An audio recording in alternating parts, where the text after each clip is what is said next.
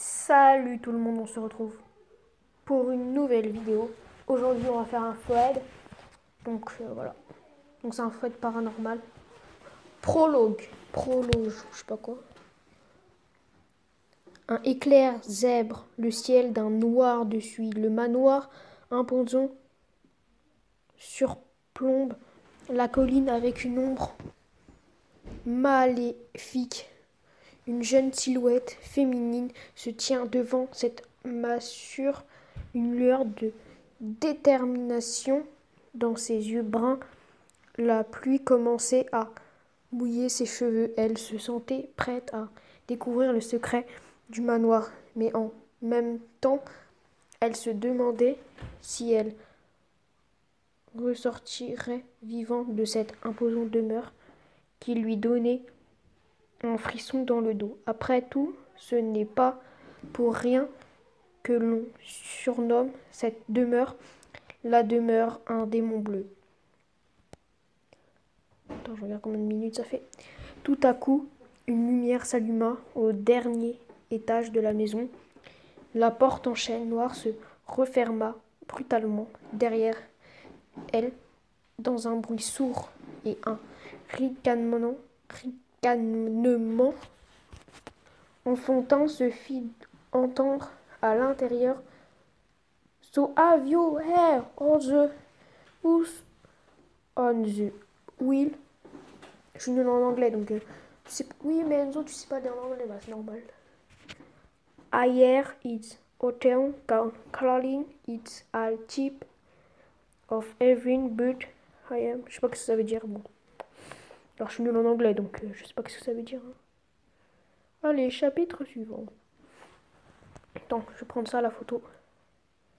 Tac. Pour la miniature, je fais comme ça. Chapitre. Chaque chiffre représentait le numéro. Spécimen. Le fanart a été réalisé par The Rubens Pike sur DeviantArt, puis j'ai mis les pieds pour vous aider dans l'histoire car on peut s'y perdre avec tous ces numéros. Et je voulais vous montrer un aperçu de chacun des spécimens car certains y sont importants comme le 2, le 4, le 5 et le 6. Bonne lecture. Alors, si je fais du bruit, c'est normal, c'est avec mes pieds. Je suis à côté du chauffage parce qu'il fait hyper froid. Voilà. Bonne lecture. C'est tellement ça.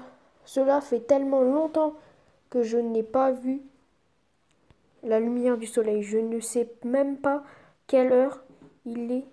La montre à mon poignet est cassée depuis belle lurette et indique qu'1h26 du matin. J'espère qu'il n'y a pas de manoir dans les pièces qu'il reste. Sinon, je me pendrai moi-même pour un monstre. Mes cheveux sont gras et couverts de poussière. Mes chaussures ont enfin fini par usser. Mes mains sont couvertes de plaies. Mon écharpe tombe et lambeaux, je vois trouble. Mais la lumière des torches dans le couloir m'aide à y voir plus clair. Je suis enfin arrivé à la chambre 900. Il ne reste plus qu'une centaine de portes à franchir. Comment ai-je fait pour arriver si loin? Pourtant, quand je suis entrée dans ce manoir immense, j'étais confiante. Je me disais que je n'arriverais facilement au bout.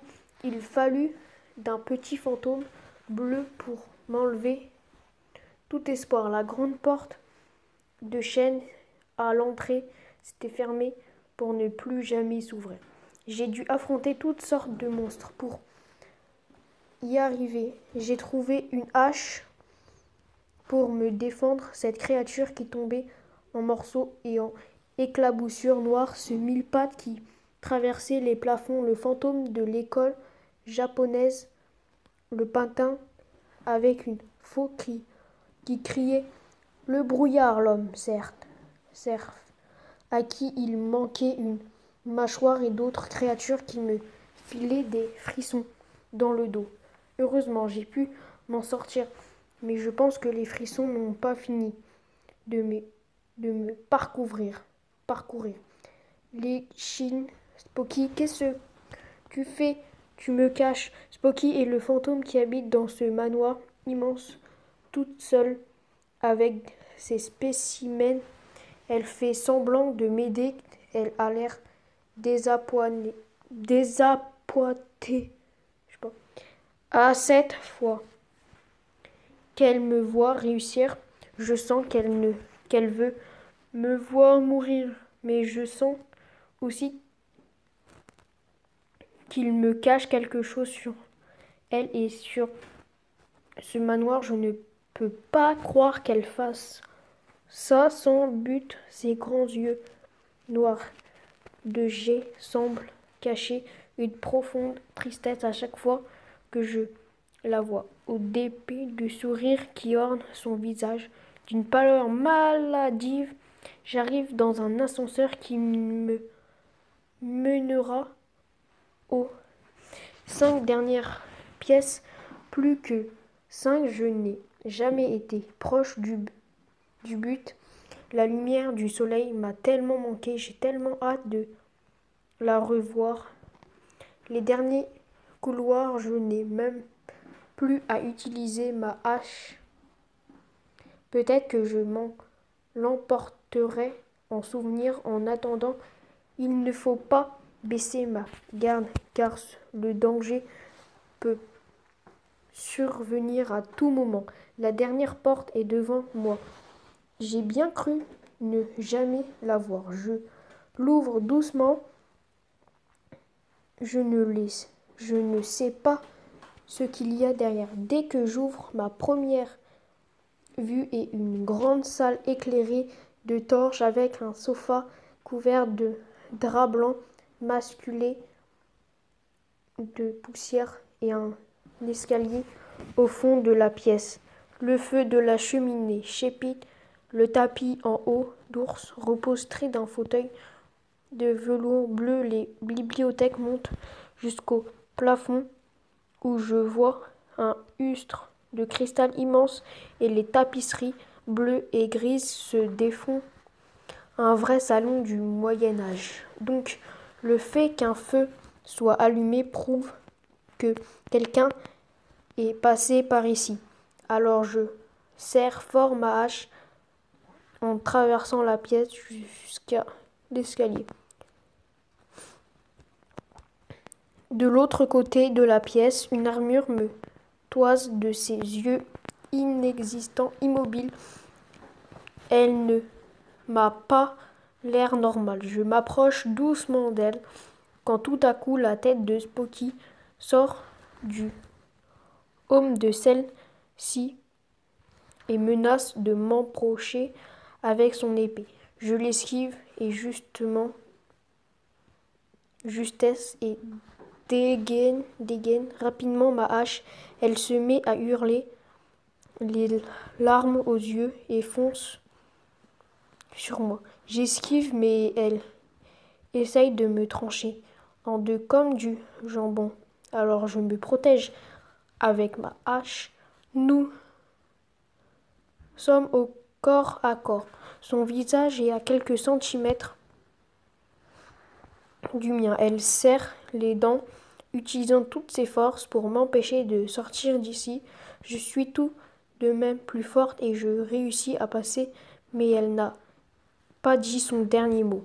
Une petite fauchesse rouge me barre en route avec son arme tranchante. Oh, c'est le moment d'être fini cette histoire. Ah oui! Ah oui! Ah oui! Oula, c'est un peu long quand même, hein. Et il y a tout ça. Ah ouais! Oh putain!